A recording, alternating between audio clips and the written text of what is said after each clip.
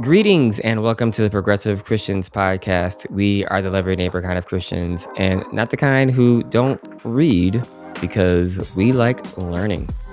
We also believe that loving your neighbor, seeking justice, and questioning power, and welcoming those who have been outcasts, they aren't the result of a political compromise or a watered-down faith. Really, in each episode, we want to show you that the progressive tradition is the ancient tradition, that progressive Christianity isn't new, that it really is building on a legacy of Jesus that's over 2,000 years old. So if you're someone who grew up in the church and something started feeling wrong, like the Christianity around you and the Jesus you read about just didn't match up, you're in the right place. And if you left the church and you're not sure that you can go back, but there's still a little piece of you that isn't ready to let go of the whole thing, you are in the right place. And if you've never set foot in the church in your life, but you believe that loving your neighbor is actually the whole point, you are especially in the right place. Thanks for joining us. My name is Rev Dr.Carter, and today I am delighted to be joined by Blair and Julia, and I'm also delighted to be talking about books because we've had so many comments. People talk about the books that we have. I'm gonna shout out a couple in a moment, but Julia, I just want to name, like, you have a new. It's funny, like, you knew we were gonna do this. You're like, oh yes, I will have. I've unpacked. Some of the books back there. So we all. I think of you, Chris. Before I moved, I was like, I need to get bookshelves. I have a lot of books, and you were like, you have a lot of books. And before I left, I got rid of I purged 60 books. And I still brought books, and I have it's like it's a mental illness. Yeah. It's a sickness. It's hard to let go of physical books because I always want to give them away. I do digital books almost all the time now, but if it's really good, I order a copy so that I can give it away. No, if it's a book I'm using for research, I almost always actually get a digital book and an audiobook because I don't have time to sit down and read like I like to anymore. But this is my own, way that my weird neurodivergent brain works. This is a good question. So wait, you like a digital and an audiobook? Me? I like an audiobook and an actual book, not a digital book. Yeah, like a physical book. I like that both.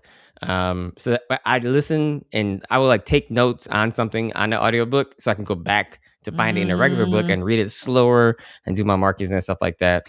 I can't do fiction as an audiobook. I can do nonfiction, non-theology as audiobooks. Oh, interesting. Yeah. And I have to read a fiction book. Yeah. I'm the opposite. I listen to, my audiobooks are all cozy mysteries. I also read cozy mysteries, hard copy, but pretty much all I listen to are cozy mysteries. And then everything else, I like a proper old school, tangible, audible, acoustic. Yeah. So this is what's interesting is so Julia, what's the romance fiction that we read earlier? Indigo. So I listened to that and I got the book. My gosh, I can't do it. It's too spicy for me. I'm too conservative. I was like, oh wow, I have made an interesting choice listening to this. So that's so brave. Not my pastor. Listen, yeah, I know. When I told people we were reading romance novel at church, people are like, what? What a crazy church. And I'm like, oh yeah, but listening to it is a whole other level. Yeah, no, it's if you're wondering why we did that, one of my friends actually Blair and I's friends, as their PhD from Yale, actually took a position at TCU. Bright. Bright. Yeah. And the Reverend Jeannie Moore. Can we just shout her out for a second? Because dang, she's amazing. I think, and her dissertation was about Black women's romance and the theological aspects of it. Yeah. Really how it is eschatology, as we talked about many times. Eschatology is theology of the future. How we imagine the future, the end times, what we actually are aiming towards. Writing happy endings. I hope. Hopeful, I would say, even more so than happy. But as you might suspect, this is an episode where we are talking about our favorite books. So we had an email we got several months ago and some comments we've gotten recently about talking about our favorite books. And one was from Margaret, who is a loyal listener who actually even joined us for our Bible study when we had it. And we'll have another one starting up, Margaret, if you're listening, in the fall. And she had asked she would like us to talk about our favorite authors, and maybe reference a book or a writer that's influenced us. And we had a similar request by someone a new listener on YouTube, at Nisha, but I won't read the rest of it because I'm probably going to mispronounce it, but you know who you are. So that's what I want to do today, to keep it light, keep it fun. I'm going to be on vacation. And so I am, trying to just cruise into it. And I also thought, for me, I genuinely just love reading. I had to grow into loving reading. And I think I've tried to do my best to give that gift to my son. I know, Julie, we talked about how your mother has helped you with that as well. And I feel like for me, I actually enjoy reading more than even television. Like, it allows me to really think and feel in a way that transports me that sometimes film and TV can't. But again, that's me. So It's the world building. it is. It really is. What we're going to do is we're going to go through we're going to start with our fiction books, like the ones we like. And we're going to each talk about one book, but maybe list a few books that we are particularly interesting to us or that's important to us. So, Julia, since you are the literature person among us, I want to start with you. I say that to say, like, you. She's one of the most voracious readers I know. Yeah, not Julia only voracious everything all the time, but also, like, you are passionate about the importance of reading. Like, I think That's that, like, true. for a long time, you've been like, hey, people need to read more. And that really turned me on to that. So yeah, I just want to start with you and kind of see what you're reading or what some of your favorite authors are. Well, I'm going to start with my favorite fiction book, which is The Book of Longings by Sue Monk Kidd. There it is. 10 out of 10. It is a story about, I think, the humanity of Jesus Christ through the perspective of the women in his life. And that story, namely his wife, her name is Anna in that story. And it is, in a way, like, it's so divinely inspired, and it's like scripture to me, and this, like, ability to understand, or, like, kind of helps me to imagine Jesus himself coming to know himself. That is that's the first book that I recommend to, honestly, anyone. That one. Others to mention: The Wedding Date by Jasmine Gilroy. Just a perfect romance novel. Takes place in LA. I think Reese Witherspoon used to own the rights, and I think now it's finally being made into a film. I don't know.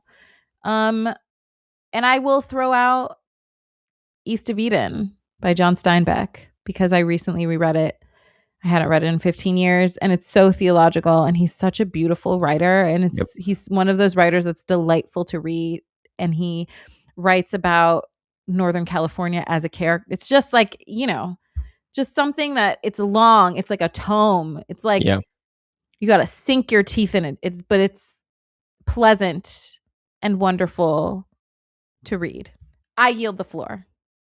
Well, I just want to say something about Book of Longings, and just like, I know some of you may be like, Jesus had a wife, and maybe that kind of freaks you out. It's fiction. It's fiction. It is a fictionalized story. But what I love about what Sue Monk Kidd wrote at the end of the book was talking about how it would have been an anomaly. It would have been strange for a rabbi to not be married. And that was a starting point for her imagining this piece. And we know that, right? You can look at the rest of other sources within ancient tradition at that time. And so I think that for me, what I appreciate about that book is it shows how people and how Jesus really started a movement. And I think also, I may have mentioned this before on this podcast, but because I have to preach every year for Easter or even Good Friday, like, I don't get a chance to necessarily experience hearing somebody talk about it or read it in the same way. And so I remember I was reading this last year during Easter, like right before we got to Good Friday, and I was crying. I was like, and I'm like, I mean, I know what happens. You know what I'm saying? I mean, I know what's gonna happen. And I was like surprised. I was like, wow, I think being able to step back without having to interpret it for others, but just to sit back and receive it for me was really, really, really powerful. So definitely can't recommend that book more. Just I've been very moved lately about the idea of the humanity of Jesus, and like, what is a better way to imagine that but through fiction? Our friend Claire McKeever Burgett also writes in this similar style as Sue Monk Kidd in this particular work of fiction. This idea of exactly that, of just like imagining the stories of people. These are, if we believe that there's truth in this, then these are people. And to just expand our ideas of what the person of Christ would be like, and like the people around him. I don't know. I think it's good spiritual practice. No, I agree. Blair, is there anything you want to say about that, or do you want to get to your books? I have yet to finish the Book of Longings. It's one of those ones that I started and I have to finish it. But it's one of the first things Julia like told me about when we were like rekindling our friendship. She's like, you have to read this book. It means so much to me. And so you all have to read it because it means so much to Julia. All right. And we should all do what Julia says. Yeah. Our lives will be the world better. Would be a better place. So Blair, what are your fiction books? I struggle with fiction because when I was a small child, elementary school, I was on a book trivia team where we received a list of 40 books at the beginning of the summer, and then we had to read all of them. And then there was a trivia competition where we had to like recall the facts from the books. And so I've read from a book or from a list at like my most formative book reading time. And so I always struggle to pick fiction. I don't know how to choose something. But one of the books from those lists is the book Ella Enchanted by Gail Carson Levine. I read it first when I was in 4th grade. It was on that list. And what I love about this is, again, a kind of a reimagining. So it's in a reimagining of the Cinderella story. And in this version, Ella is given a gift, which is actually curse, air quotes, gift, where she must be obedient. And the book is sort of her journey from being a child to being a young adult. And what does it look like for her to struggle with her autonomy and her identity and love and loyalty and relationships when her body forces her to be obedient. And the climax of the book is essentially where the person she loves demands that she agree to marry him, and she has to fight with herself of like, can she marry him if it's not her choice? And I feel like it instilled all this stuff about like free will in me that has so deeply formed me theologically of like, can it be love if it is not freely chosen? And so that has stuck with me throughout my whole life. I go back to it when I'm like in big seasons of transition in my life, and just to be reminded that like love is something we choose. It has to be something we choose or it's not love. So I love reading a good young adult fiction novel. I think it's a great space to imagine with hope what the world can be, and handles like really complex ideas and concepts without overwhelming you. Because when I read fiction now, because like my job is to read, but to like read really dense philosophical and sociological texts. And so when I read fiction, I need it to be light and fun and easy to process. I wish I had the ability to read more things that were light and fun and easy to process. I think I find them, even the like the cartoons I watch. Like I have Isaiah watching Avatar, which is not like, as you continue to move through that Airbender series, it doesn't get light or not fun light, easy or fun. No, but it's like that's just my brain. It's weird. So when I go on vacation, I always pick an easy book, like a beach read, I was saying earlier that I read the girl on the girl on the train, girl in the window, girl kicks the hornet's nest, girl in cabin tent. Like, give me a female-led, somewhat interesting mystery, intense, and that's what I like to read on vacation. Like a mystery, like thriller, like a mystery thriller. Yeah, yeah, love it. It's too brave for me. I'm too. But I can't read that before bed, so I can only read it on vacation because it gives me nightmares. Is there a couple honorable mentions? Yeah, or just other authors you want to shout out or anything like that? The other one I go to that I love is the Dan Brown novels, particularly the ones about Robert Langdon. So like I was just in Rome, so I was reading Angels and Demons again for the first time, having been in Rome. So that's like a totally new experience. But he has like, again, wonderful like integration of historic mythology and stories and religious iconography, and then adds in a suspense aspect and sometimes a little love interest. And I think that's fun. I think he's skilled in helping me learn things while I'm enjoying a fiction story. Awesome. I have only read the one they made a movie on Angels and Demons too. Da Vinci Code, yeah, because it was the one that got everybody mad because they gave Jesus a wife. But I think Angels and Demons is a better book. And Origins, which happens in Venice, which is about a billionaire who wants to start a plague. So like that might hit home right now. But all right, timely. Yep, exactly. So I didn't read really much fiction at all until I finished my PhD, and I've turned. I probably would say I like fiction now a bit more than because I'm trying to figure. I want to learn how to be a better storyteller, and I think I also, one of our mutual friends shared this article with me about men not reading fiction, and like how like the degree of sexism that's wrapped up in the way men think about always accumulating more. And it was Lauren, and I think it really pushed me to focus more on choosing fiction when I can, because I have to read all the other stuff anyway for just sermon prep. So my I guess people I want to shout out, or series I want to shout out. I, as much as J.K. Rowling is a crazy person and I cannot stand her, the Harry Potter series is so good, and it's right now. It's like, I think if you have a teenager, they need to be reading this series, because it's like, it helps you understand you have to choose to do good, right? Like if you have to make that choice, and it's a cost. Like, I don't like happy ending stories where like there isn't suffering, because that's not real. I think people need to know that there's a cost. And so there is a deep theology, I think, in her books that I think I could teach a class on it. I've thought about it before.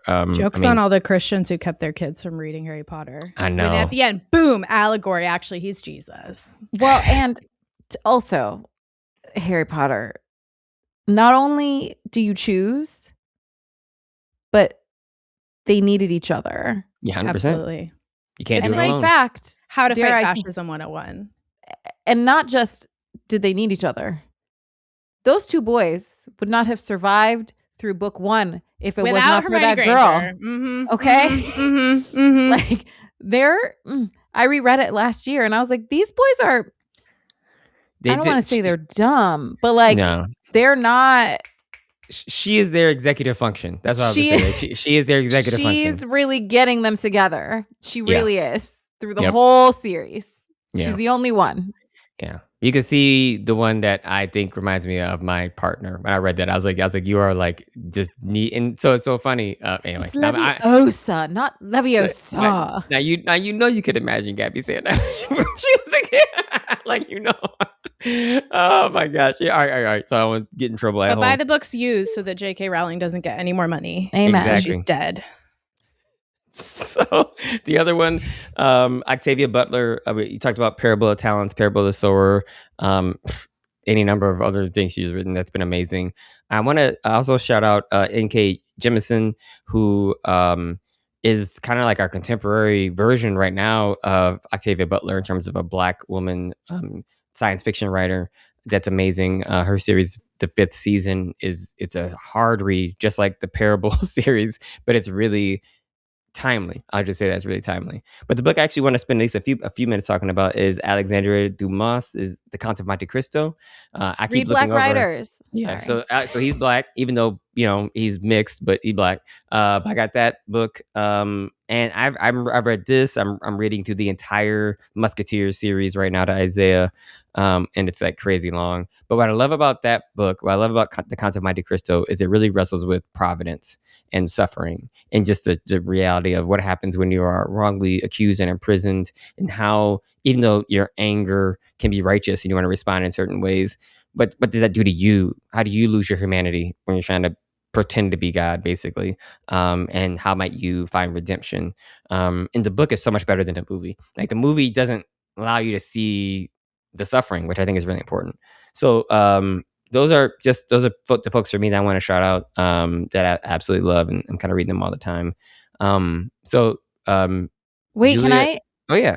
No, well, just because. So if one is curious to dabble in some Octavia Butler, but doesn't want to jump into the trilogy, of which there are only 2 because she passed away before the 3rd one could be completed, I digress.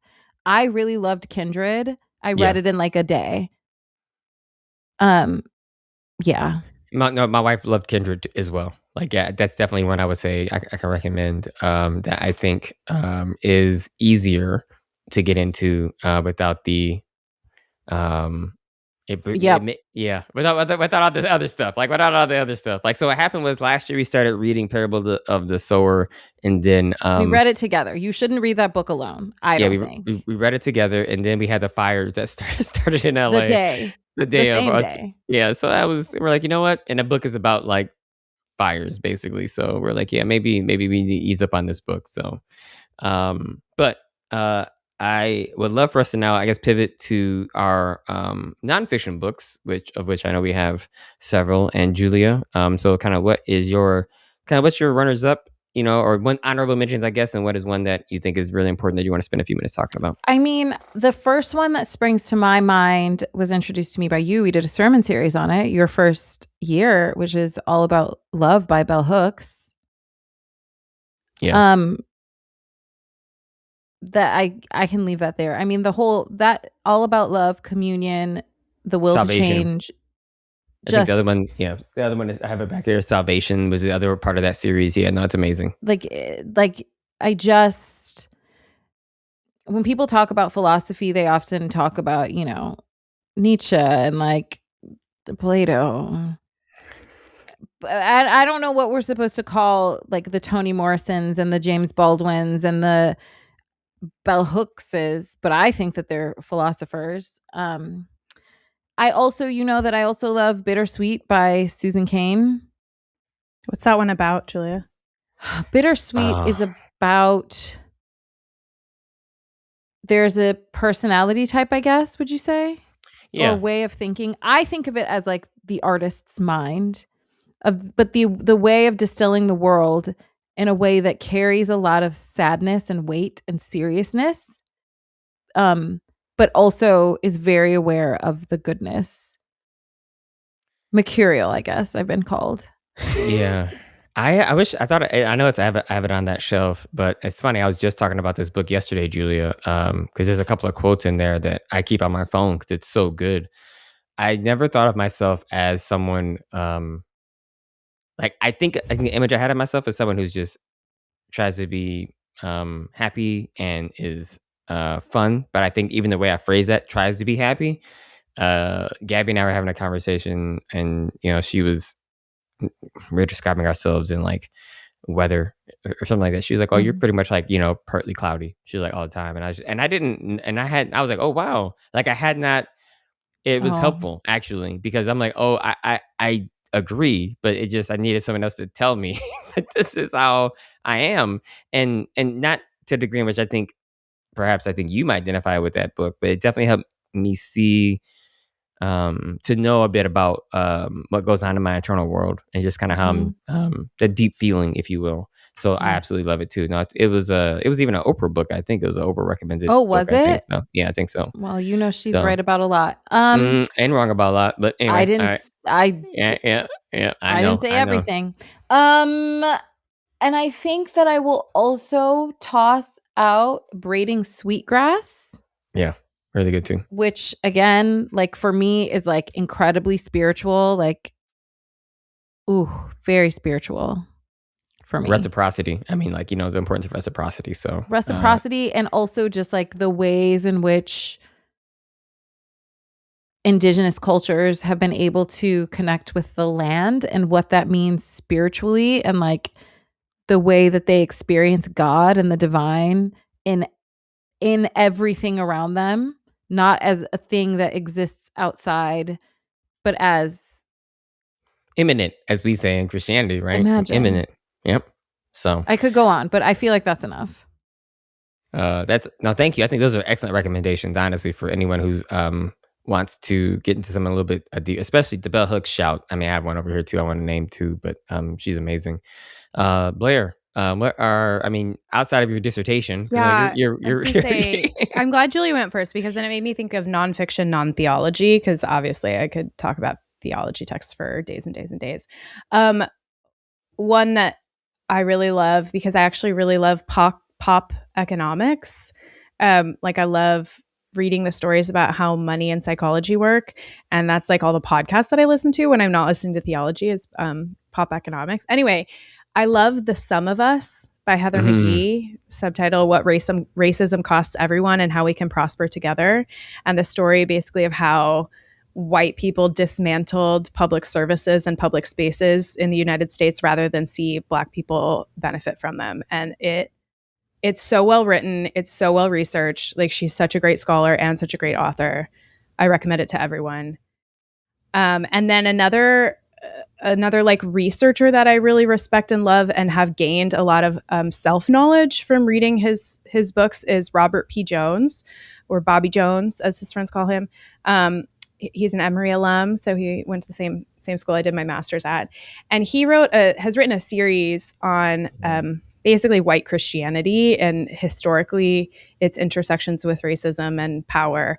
And so the three books that I recommend are The End of White Christian America, White Too Long, and The Hidden Roots of White Supremacy and the Path to a Shared American Future. They're all data-driven. He's a pollster. He runs the Public Religion Research Institute. It's again, phenomenal scholarship and like beautiful storytelling. He's a son of the South. He has gone through his own journey of understanding white supremacy and its impacts and religion's participation in it.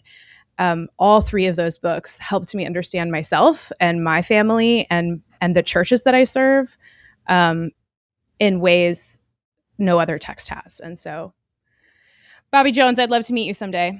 I hope it happens. Keep writing. He works, I know he's connected with Leah Payne, who he had on to talk about, like they do work together. So maybe I'll reach out to Leah because I agree. I'm like, he's doing the kind of work that I hope white scholars can genuinely do, where they're speaking to predominantly white audiences around dismantling internalized racism and the trauma of racism. I think he really gets that. And he also demonstrates the unlearning that you have to do. I mean, I heard, I was listening to some scholars talk about the Civil War, and the gentleman said that he's begun to realize now that the South actually did win the war. Like, even though they lost the battle, they won the narrative war, and that they are rising again. And he's like, that's what happened. He's like, they have won it, and so the narratives and stories we tell around Blackness and around race and identity are so centralized because they won, rather than understanding there's a plurality of identity and not tying our identities to our skin, which honestly makes, like, historically, it makes no sense. But this is where we are because of capitalism. So anywho, racial capitalism, I guess maybe I want to toss that book out so people can understand about what that comes from.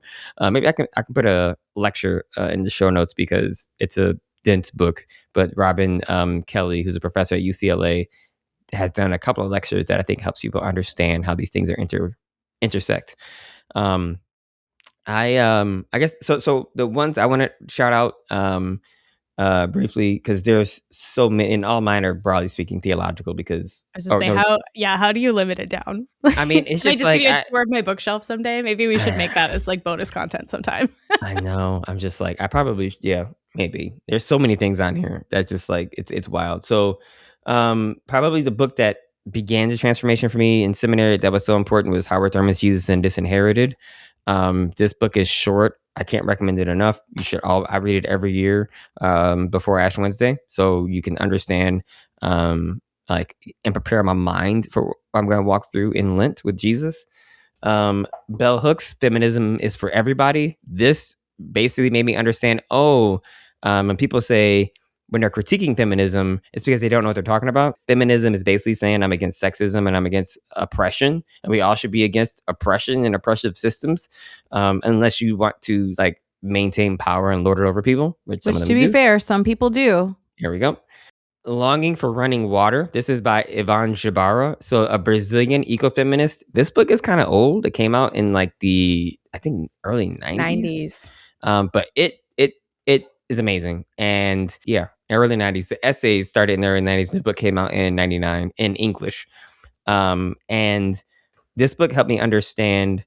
So the full title is Longing for Running Water, Ecofeminism and Liberation. And the beginning of the book is about epistemology, which is basically just how we learn. And it helped me understand that the sources that we draw from shape what we believe we know. So how do we expand the pool of sources we're drawing from to build our knowledge, to include women and people of color? And if you were to look at my book, which I guess I probably should say because it did fall off the shelf, so it freaked Holy me out. Spirit wanted you to go ahead and plug hype it yourself, Dr. Carter. The Spirit of Soul Food is my only solo monograph. I have edited volumes that I've things I've edited, but most of the sources in my book are women of color, because I have realized that these are the scholars who are dissecting our problems in ways that I see that are transforming how I engage the world. Quickly, Walter Brueggemann, who I talk about all the time, Prophetic Imagination, amazing. If you haven't read that, I can't recommend it enough. That helped me understand why I preach the way I preach. And I was like, oh, this is why I like the prophet so much. Yeah, this makes sense. Jesus, Uncovering the Life, Teachings, and Relevance of a Religious Revolutionary by Marcus Borg has been probably my most recent book I've fallen in love with in terms of getting a deeper understanding of who the person of Jesus is, and how the church has distorted that, which is a podcast series we're going to be doing in a little bit, which I'm super excited about. And Falling Upward by Richard Rohr, we've talked about. Spiritual formation has been understanding decolonization as a process of spiritual formation has been really profound in terms of how I approach my own learning and unlearning. And that spiritual formation process is actually in the book that I want to spend another minute talking about, is Compassion in Practice, The Way of Jesus by Frank Rogers. It's the revised edition. It just came out.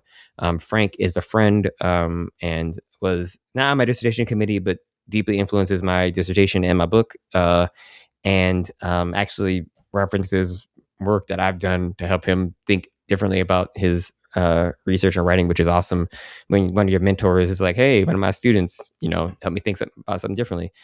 But basically, that book is about the compassion practice and how it's where I get the phrase that Christianity is a spiritual path of radical compassion. That's where I pull that from. It's from Frank, and understanding that it's something that we practice, and that it requires being grounded in the truth of who we are, cultivating compassion for ourselves that allows us to have compassion for our neighbor, and then to do compassionate acts. It's the ultimate critique of just thoughts and prayers kind of Christianity. It's actually that's not really what Jesus is not only not talking about, but that's really not practicing the religion of Jesus in a way that brings full life to the message and to the gospel. This book saved my marriage.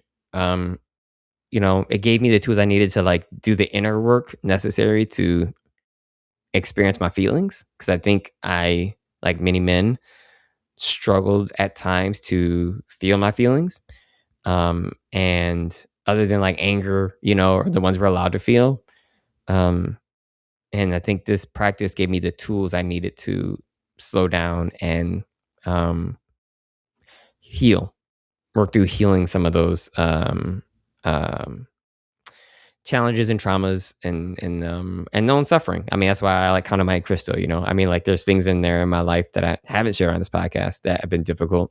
And that book has helped me continue to work through my own parts to begin to heal. So anyway, that book for me is just forever and ever going to be really, really important. So anyway, y'all got any thoughts or comments about the 18 books that I just named? Well, I'm like sitting here. You said like 2 or 3 books, and you just named like 47 books. We can never do this ever again because you said all the books. Oh God, no, I didn't say all the books. Not even close. I'm like, Not oh no, even no, no, close. no, no, no, We no, didn't no, name no. James Cone. Just his We didn't favorite get 10. Doris Williams. Top We didn't 10. get it. I got Letty Russell here. We got Yeah, Walter Wink. We got like if we actually Yeah. ran through our favorite theologians, it would be like a 6-week series. yeah. I have a question. know. You named Bell Hooks with theology. I have her here shelved in general nonfiction. Is that incorrect? I do think that she's theological, but she's also like an anti-Christian. Not Yeah. like I think for me, because I encountered bell hooks in seminary, I think my default is to think of her as even though she's a feminist, not a feminist theologian, she writes in a way where she talks about spirituality and religion in deeply analytical ways that has shaped me. And so I see she actually practices a kind of spirituality that I think is in alignment with the teachings of Jesus. And I agree with that. not that I think that if I met her but if she were still alive, that I could persuade her to practice. I don't need to persuade someone to practice Christianity. I think that when you always point to Matthew 25, the parable of the sheep and the goats, or Jesus separating people, judgment of the nations. Like, it doesn't say that you're judged by what you do, not by what you confess. Did you clothe the naked? Did you feed the hungry? Did you help the poor? Did you visit those who were in prison? And I think bell hooks' thinking helps you understand how we create systems that create the conditions for those systems to be in place in the first place. So yeah, that's why I have her over there. But interesting. But you're right. Anywho, I'll say that again. That's my favorite. Blair, is there anything else you want to add to or say about my 18 million books that I said? Even though I told you I said we could talk about one, but we could list several. Talk about one, list like a couple, and then in true form. I know I can't do it. I apologize. That's rules my bad. for the What is it? No. All right, next time I'm not gonna do any books. I'm just gonna facilitate the conversation. It makes me feel better. No, we want to hear from you. I'm just if you also want to like undermine JD Vance just a little bit, you should know that he stole the names for his 2 books from bell hooks. So Hillbilly Elegy is a direct steal of Appalachian Elegy, which was by bell hooks, and then he recently released a book called Communion. And bell hooks also has a book called Communion. So if you want to troll JD Vance a little bit, you should order the bell hooks books on Amazon or from your other major publisher just to mess with his rankings. Yeah, we typically try to order books from bookshop.org. Yeah, bookshop.org. Yeah. I think that I guess I want to just close by saying, and I'll turn it over to you if you have anything you want to add. I feel like one of the things that has stifled the growth of critical thinking within Christianity is a belief that the Bible as it stands is all that is sacred, and also people's inability to read other texts as a helpful tool to understand how to read the Bible. And so that for me is why I now understand why reading is so important. And so reading these books will help you read the Bible differently. It will help you think differently about your own faith and how you engage the world. And so we hope that y'all liked the books that we recommended. And what are your favorite books? Like, let us know. Leave them in the comments. Yes. We would love to hear it. I know there's a couple of people who put on that I've already listener list. Yeah, because to me, as you can see, we really do read a lot, and so we are trying to forever expand our knowledge base. So is there anything I want to say before we wrap up, Julia or Blair? I mean, thank you for doing this episode. I know I'm always on here. I'm always banging on about how everyone's illiterate and removing the humanities from school, removed the humanity from all of us, and look at us now. And maybe more people should read, but now they can't, and it's too late. Like, I have but I truly think that people are happier if they have an opportunity to engage this part of their brain. And I beg I implore, I encourage everyone to just like read for fun. It doesn't even, listen, if it's under 200 pages, Giovanni's Room is short. You want to read some Baldwin, it's not long. Like, there are ways that you can engage. So in one of my classes, pretty much there are only 4 of us. 3 of the 4 of us are readers. One of us was not. And he, at the end of last term, was talking about how the books that we're going through these classics and then like challenging with like new classics, whatever, a book a week. But he said, I am a happier person because of how much I've been reading, and it changes the way that I engage with people. He's able to clock. He's like, because now I'll be having a conversation with a random person, maybe at church, and they'll say something and it will remind me of something that I read or something that we talked about. And it is making me engage with people differently. And that is making me a happier person. And if that ain't the work of the Holy Spirit, what is it? What is? What is it then? All right. That's from a non-reader. So I implore, I beg, I beseech, like, please just do it. Just try it. Just a little bit. Just try a little Jesus. See what happens. Just read a little something short. Can I read our good news? Oh, yeah. Yeah. I'm so excited about this good news. Major book publishers are suing Google for using their books to train AI, calling it one of the most prolific infringements of copyrighted materials in history. Desperate to maintain its online dominance, Google abandoned its early motto of "Don't be evil" and engaged in one of the most prolific infringements of copyrighted materials in history, the suit states.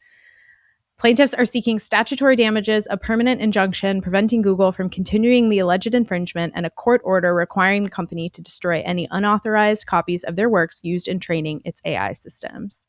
And I think that good news, aligns with what Julia is saying. Like, there is something about books and reading that is so human, and it belongs to humanity, and we need to fight for that. And so, good news that we're continuing to fight for that. Google had a model that was "Don't be evil."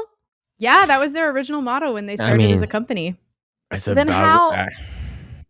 But they stopped following it. They literally got rid of it. They dropped it from their ethics. Well, that's good. At least they don't even. They're not lying about it. Self-reflective, just a little bit. Oh Lord. Well, I mean, we can give them that. So anyway. All right. Well, we hope y'all love this episode. Again, please let us know any books that you recommend us to read or anything you're reading. We want to expand our knowledge base, and we want to hear from y'all so we can just share them all amongst our community. Thanks for joining us for the Progressive Christians Podcast. The Progressive Christians Podcast is a ministry of the Loft, a worship community of West Williott United Methodist Church. If you would like to connect with us and be a part of the conversation, you can find us on all social media platforms at The Progressive Christians. If you have any questions or comments, we'd love to hear from you. You can email us at theprogressivechristians@theloftla.org. Our show is produced by our amazing producer, Spencer, and it is mixed and edited by wonderful audio engineer, Sahi. Again, if you like the show, please rate, review, share, subscribe on all platforms, and we will see y'all next time. Bye. Bye.